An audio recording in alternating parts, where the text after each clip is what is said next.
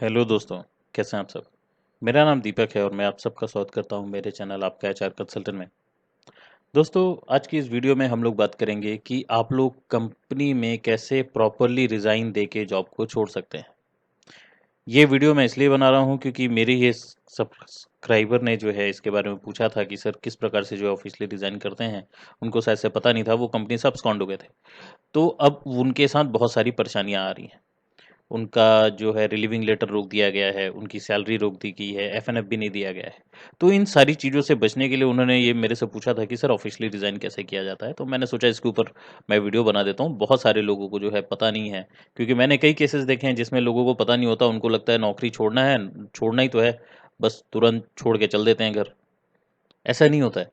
आपको प्रॉपर एक टाइमलाइन देना होता है, एक प्रॉपर नोटिस सर्व करना पड़ता है, तब आप कंपनी छोड़ सकते हैं। बिना आप रिज़ाइन किए, बिना आप नोटिस पीरियड सर्व किए कंपनी नहीं छोड़ सकते। तो आज मैं उन्हीं लोगों को एड्रेस करूँगा जिनको इसके बारे में बाकायदा पता नहीं है। तो बने रहिएगा, जानने के लिए बहुत कुछ रहेगा दोस्तों। चलिए शुरू करते हैं। देखिए दोस्तों, ऑफिशियली रिज़ाइन करने के लिए ना, सबसे पहले ये समझना ज़रूरी है कि रेज़िग्नेशन कितने प्रकार के होते हैं। तो रेज़िग्नेशन बेसिकली 2 प्रकार के होते हैं। पहला रेजिग्नेशन होता है वॉलंटरी रेजिग्नेशन। वॉलंटरी रेजिग्नेशन के बारे में ही हम लोग यहाँ पे डिटेल में बात करेंगे। वॉलंटरी रेजिग्नेशन वो रेजिग्नेशन होता है जहाँ पे आप खुद से रिजाइन करते हो। आपको लगता है कि बस आपका समय जो है इस कंपनी में इतना ही था, आपको जितना सीखना था आप सीख चुके, और आप जो है अब दूसरी कंपनी में स्विच करना चाहते हैं या दूसरी कंपनी में आप अपॉर्चुनिटी देख रहे हैं, तो आप वहाँ पे रिजाइन कर देते हैं। या और भी कई कारण हो सकते हैं, आपकी कंपनी में नहीं बन रही किसी के साथ, या कंपनी में अनबन है, या कंपनी कल्चर में आपको प्रॉब्लम है, या दूसरी कंपनी में आप जाना चाहते हैं। बहुत सारे कारण हो सकते हैं, लेकिन आप खुद से वो डिसीजन ले रहे हैं कि मुझे कंपनी छोड़नी है। तो जब आप खुद से वो डिसीजन ले रहे हैं कि आपको कंपनी छोड़नी है, तो उसको हम वॉलंटरी रेजिग्नेशन या वॉलंटरी रिजाइन बोलते हैं। दूसरा आता है इनवॉलंटरी रेजिग्नेशन या इनवॉलंटरी रिजाइन। तो इनवॉलंटरी रेजिग्नेशन में क्या होता है? इनवॉलंटरी रेजिग्नेशन में ये होता है कि आप नहीं छोड़ते हैं, आप कंटिन्यू काम कर रहे होते हैं, लेकिन कंपनी को आपकी जरूरत नहीं होती है, तो कंपनी आपको निकाल देती है। कंपनी आपको फायर करके निकाल सकती है, कंपनी कॉस्ट कटिंग करके निकाल सकती है, ले ऑफ कर सकती है आपको। बहुत सारे तरीके हैं कंपनी को निकालने के, आपको निकालने के। ठीक है, तो ये इनवॉलंटरी तरीका होता है आपको रिजाइन करवाने का। ठीक है, तो आप लोगों को दोनों में डिफरेंस पता लग गए हैं। चलिए आगे बढ़ते हैं। यहाँ पे जान लेते हैं कि किस प्रकार से आप प्रॉपरली रिजाइन कर सकते हैं। अगर आप लोगों ने मन बना लिया है कंपनी छोड़ने का, किसी ने भी, तो किस प्रकार से आपको फॉलो करना है रेजिग्नेशन प्रोसेस। सबसे पहले provide respectable reason for leaving. आपके पास एक प्रॉपर रीजन होना चाहिए छोड़ने का। अगर आप किसी भी कंपनी को छोड़ रहे हैं, तो अगर वहाँ पे किसी मैनेजर से आप बात करेंगे या किसी से भी आपको बात करना है मैनेजर से, तो आपको मेक श्योर ये करना है कि आपके पास एक प्रॉपर रीजन होना चाहिए कंपनी छोड़ने का। किस कारण से आप कंपनी छोड़ रहे हैं, पहली चीज। दूसरी चीज, provide a formal resignation letter. देखिए, रेजिग्नेशन लेटर देना बहुत ज़्यादा ज़रूरी है। पहले के समय क्या होता था, पहले लैपटॉप्स कंप्यूटर्स इतने थे नहीं, तो लोग रिटर्न में रेजिग्नेशन देते थे। आजकल जो है ईमेल पे भी रेजिग्नेशन दिया जाता है। तो आप दोनों प्रकार से कर सकते हैं। आपको लगता है कि आपको रिटर्न देना है, तो एक पेपर में रिटर्न रेजिग्नेशन लेटर लिख के लिफाफे में डाल के आप एचआर को दे सकते हैं, या अपने मैनेजर को पकड़ा सकते हैं और उनको बता सकते हैं कि भाई मैंने अपना रिज़ाइन दे दिया है, और अब से जो है मैं अपना नोटिस पीरियड सर्व करूँगा और उसके बाद मैं छोड़ के चला जाऊँगा। जितने भी दिन का आपका नोटिस पीरियड है वो सर्व करके आप चले जाएँगे।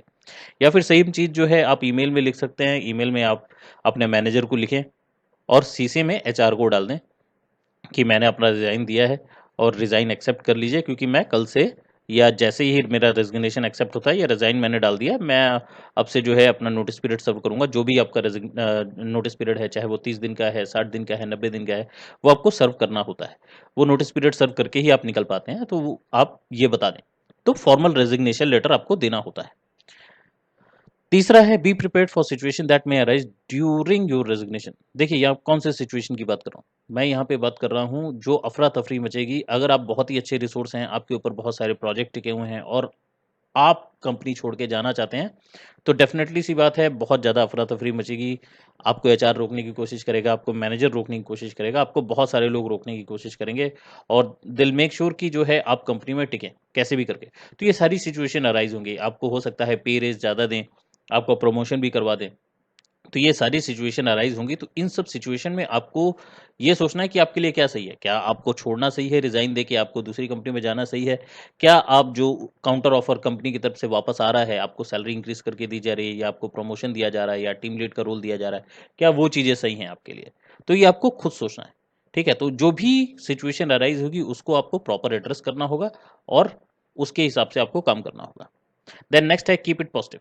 देखिए, जो भी सिचुएशन अराइज होगी वहाँ पे आपको पॉजिटिव एटीट्यूड बना के रखना है। अगर आपने मन बना लिया है कि आपको कंपनी छोड़नी है और आपको दूसरी कंपनी में जाना है जहाँ पे आपका इंटरव्यू हुआ है और वहीं पे आपको जाके काम करना है, यहाँ पे बहुत समय बीत गया है, तो आपको पॉजिटिव एटीट्यूड रखना है। जो भी सिचुएशन अराइज होती है उनको प्रॉपरली तरीके से हैंडल करिए। नॉर्मल सा बोलिए कि नहीं, मैं जितना सीख सकता था सीख चुका, जितना मैं काम करना चाहता था इस कंपनी में कर चुका, अब मैं जो है अगली कंपनी में जाना चाह रहा हूँ।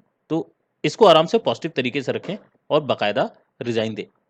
देन नेक्स्ट आता है resign in person. Resign in person का सबसे पहले मीनिंग समझ लेते हैं क्या होता है। Resigning in person means to formally notify your manager in person that you intend to leave your job. ये सबसे ज़्यादा इंपॉर्टेंट होता है।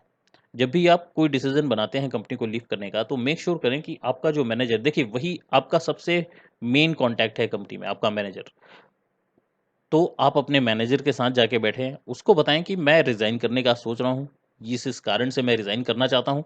तो अपने मैनेजर को कॉन्फिडेंस में लें कि इस कारण से जो है मैं रिज़ाइन देना चाहता हूँ और इस दिन मैं रिज़ाइन दे दूँगा।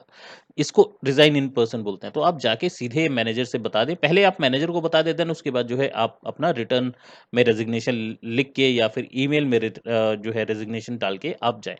तो ये एक आइडियल सिचुएशन होता है जिसमें आप ये कर सकते हैं। लेट्स से आपका मैनेजर के साथ नहीं बनता, तब आप जो है बाकी चीज़ें कर सकते हैं, सीधे आप रिज़ाइन कर सकते हैं, उसमें भी कोई हार्म नहीं है। लेकिन रिज़ाइन इन पर्सन एक बहुत ही पॉजिटिव साइन देता है आपके बारे में। नेक्स्ट आता है give a reasonable amount of notice, जो कि ऑथराइज है कंपनी की तरफ से। तो लेट्स से कंपनी में जो है 2 महीने का नोटिस पीरियड है या 3 महीने का नोटिस पीरियड है, तो मेक श्योर करें कि वो नोटिस पीरियड आप पूरा करें। देखिए, कंपनी में जो भी नोटिस पीरियड होता है ना, किसी कारण से होता है। आप बड़े-बड़े प्रोजेक्ट्स हैंडल करते हैं, प्रोजेक्ट जब आप हैंडल करते हैं तो उसके बेसिस पे वो नोटिस पीरियड दिया जाता है, ताकि आप जो भी प्रोजेक्ट में काम कर रहे हैं वो प्रोजेक्ट को आप पूरी तरह से कंप्लीट करें, देन आप छोड़ के जाएँ। इस कारण से जो है कंपनी में नोटिस पीरियड होते हैं। तो मेक श्योर ये करें कि आप जो भी नोटिस पीरियड है उसको अच्छे से कंप्लीट करें, देन उसके बाद आप कंपनी छोड़ें। लास्ट में आता है offer to provide training to your replacement. ठीक है, जो भी आपका रिप्लेसमेंट आएगा, जो भी आपकी जगह पे काम करने आने वाला है, एचआर को बोलें या अपने मैनेजर को बोलें कि मैं रेडी हूँ जो है उसको ट्रेनिंग प्रोवाइड करने के लिए। जो भी मैं यहाँ काम करता था मैं उसको सारी चीज़ें बताऊँगा और उसके बाद ही मैं छोड़ के जाऊँगा। और देन लास्ट में आता है completing the project currently in hand. जो भी आपके हाथ में जो प्रोजेक्ट अभी करंटली चल रहे हैं, जो भी इंपॉर्टेंट प्रोजेक्ट हैं, मेक श्योर करें कि उस प्रोजेक्ट को आप अपने पूरे नोटिस पीरियड में खत्म कर दें। खत्म करने के बाद ही कंपनी छोड़ें। ठीक है? तो इस तरह से आपको जो है प्रॉपर्ली रिज़ाइन करना चाहिए। अगर आप ये करते हैं, तो यकीन मानिए ना आपका रिलीविंग लेटर रुकेगा, ना आपका एक्सपीरियंस लेटर रुकेगा, ना आपकी सैलरी रुकेगी, ना ही आपको एफएनएफ देने से कोई रोक सकता है। है ना? तो ये सारी चीज़ें बाकायदा हो जाएँगी, आपको कोई टेंशन लेने की ज़रूरत नहीं पड़ेगी। हाँ, लेकिन अगर आप अब्सकॉन्ड होते हैं, अब्सकॉन्ड के ऊपर मैंने ऑलरेडी वीडियो बनाया हुआ है, उसको जाके देख लीजिएगा। अब्सकॉन्डिंग में बहुत ज़्यादा प्रॉब्लम होती है, उसमें आपको जो है रिलीविंग लेटर भी नहीं मिलता, एक्सपीरियंस भी नहीं मिलता, आपका एफएनएफ भी रुक जाता है। ठीक है, बहुत सारी चीज़ें होती हैं, तो रिperकशंस बहुत ज़्यादा है। ठीक है, तो ये प्रॉपर तरीका होता है रिज़ाइन करने का दोस्तों। चलिए आगे बढ़ते हैं। यहाँ पे कुछ चीज़ें मैं आप लोगों को बता देना चाहता हूँ कि आप लोगों को क्या करना चाहिए, क्या नहीं करना चाहिए, अगर आप रिज़ाइन करने का सोच रहे हैं तो। सबसे पहली चीज़ आपको क्या करना चाहिए, make sure you are resigning for a proper reason. आपके साथ एक प्रॉपर रीज़न होना चाहिए, जिस कारण से जो है आप कंपनी छोड़ना चाहते हैं। एक प्रॉपर कारण होगा तभी आप कंपनी छोड़ेंगे। ठीक है, तो एक प्रॉपर कारण आपके पास होना चाहिए। देन नेक्स्ट है never talk to your colleagues about your resignation decision. देखिए, जब भी आप रेजिग्नेशन देने का ठानते हैं किसी कारण से भी, तो कभी भी इसके बारे में अपने कोलीग से डिस्कस मत कीजिए। कोलीग कौन होते हैं? जो आपके साथ काम कर रहे होते हैं, कोलीग या कोवर्कर भी उनको बोलते हैं। तो उनके साथ कभी भी ये चीज़ें डिस्कस मत कीजिए। मैंने एक और वीडियो बनाया है जहाँ पे मैंने बताया कोलीग कभी भी दोस्त नहीं होते। तो दोस्त अलग होते हैं, कोलीग अलग होते हैं। तो दोनों में डिफरेंस होता है दोस्तों। तो अपने कोलीग के साथ कभी भी ये चीज़ें शेयर मत करें।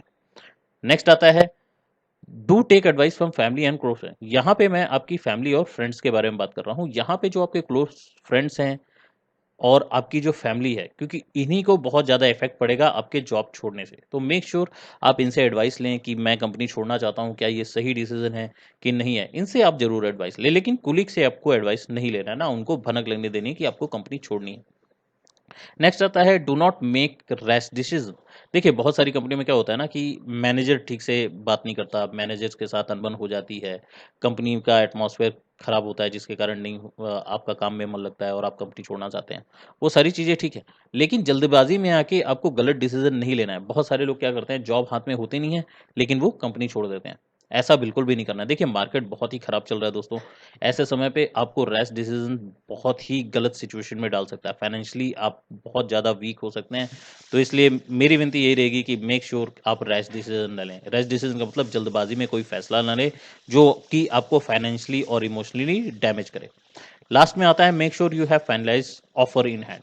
यहाँ पे भी बहुत सारे लोग गलती करते हैं जिनके पास ऑफर होता ही नहीं है दूसरी कंपनी से, उसके बाद भी वो रिजाइन करके छोड़ देते हैं। ऐसा बिल्कुल मत कीजिए। पहले आपको जॉब ढूंढनी है, जॉब ढूंढ लीजिए।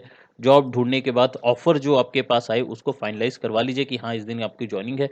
उसके बाद जो है आप इत्मीनान से रिजाइन दे दीजिए दोस्तों। तो होप आप लोगों को शुडन डू और शुड नॉट डू भी समझ में आ गया होगा। आशा करता हूँ कि आज का वीडियो आप लोगों को पसंद आया हो। अगर पसंद आया है तो लाइक ज़रूर कीजिएगा, अपने ज़्यादा से ज़्यादा दोस्तों के साथ शेयर कीजिएगा और सब्सक्राइब करना मत भूलिएगा। मैं इसी प्रकार के नए-नए कंटेंट आप लोगों के लिए लेके आता रहूँगा। बस अपना प्यार और साथ इसी तरह बनाए रखिएगा। मैं मिलूँगा आप लोगों से अगली वीडियो में, तब तक के लिए अपना ख्याल रखिएगा दोस्तों। धन्यवाद।